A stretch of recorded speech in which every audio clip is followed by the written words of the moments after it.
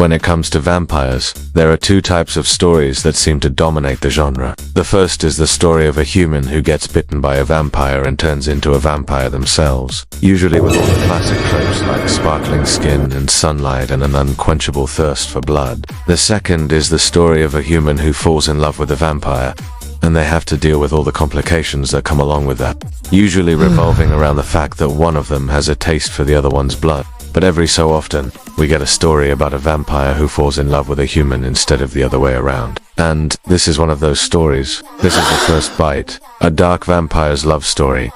This is a tale about a young woman named Allara who lives in the city of Ebon, a place shrouded in fog and mystery. It's rumored that Ebon Hollow was founded by witches, and even centuries later, strange things are said to happen there.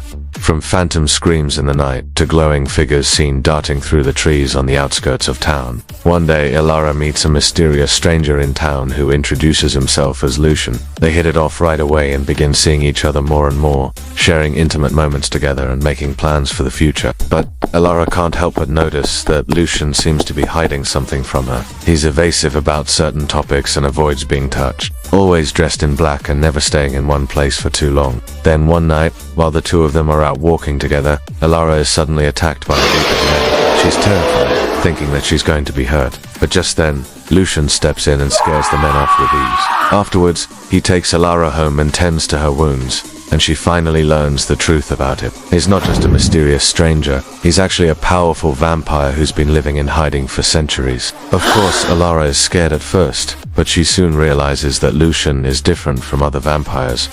He doesn't want to harm her, and is actually quite lonely having spent so many years in hiding. So Allara makes a decision that will change everything. She asks Lucian to turn her into a vampire, so that they can be together forever. She realizes that this means she won't be able to stay in her human form and be with the man she loves, but she's willing to make that sacrifice. Lucian, of course, is hesitant. He doesn't want to put Allara in danger, but he also doesn't want to lose her. Eventually, though, he agrees, and the two of them share one last intimate moment before he bites her and turns her into a vampire. Afterward, Allara feels different. She has all the classic vampire tropes, like increased strength and senses, as well as the ability to shapeshift into a bat. But most importantly, she's now immortal and will never have to worry about being apart from Lucian again. The two of them spend their newfound eternity together, traveling the world and experiencing all it has to offer. But it's not all sunshine and roses. Even though they're together, Allara still struggles with her humanity, often feeling sad about the fact that she'll never be able to see her family or friends ever again. Meanwhile, Lucian struggles with his own inner darkness, often feeling guilty about having to turn Allara into a vampire in order to be with her. Despite these struggles though, the two of them manage to make it work, ultimately proving that even a dark romance like theirs can have a happy ending. So what do you think? Is this the kind of story you'd like to see turned into a movie? If so, which actors would you cast in the lead roles? Let me know in the comments below. And if you've enjoyed this video, be sure to check out my others for even more tales of the supernatural, horror, and dark romance. There's something for everyone here, so I know you'll find something you like. Now, if you're looking for a book to read that's similar to this story, you might want to check out the Black Jewel series by Anne Bishop. This series follows the story of Yeno Angeline, a young woman who discovers she's the heir to a powerful vampire bloodline.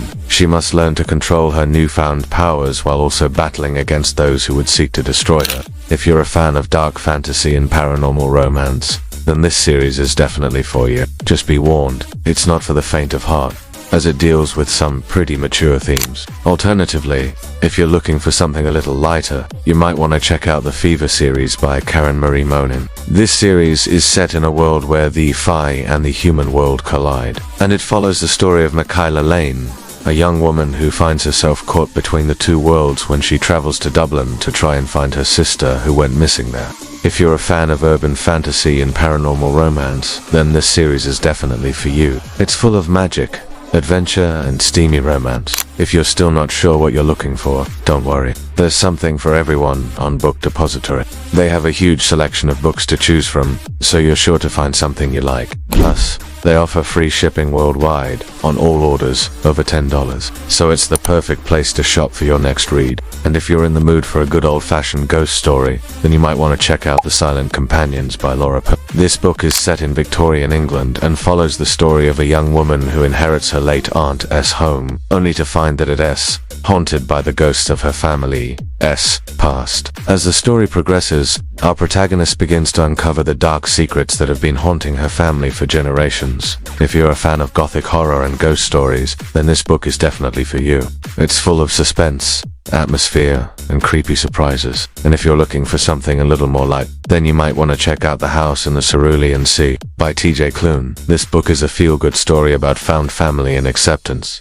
It follows the story of a social worker who is sent to an orphanage for magical children to see if they should be shut down, but he soon finds himself falling in love with the children and the caretaker, who has done such a wonderful job of raising them. If you're a fan of fantasy and romance, then this book is definitely for you. It's heartwarming, hilarious, and full of feel-good vibes. So what are you waiting for? Click the link in the description below to visit Book Depository and start browsing for your next read today. With that said, let's move on to our next story. Sometimes being a vampire isn't all it's cracked up to be.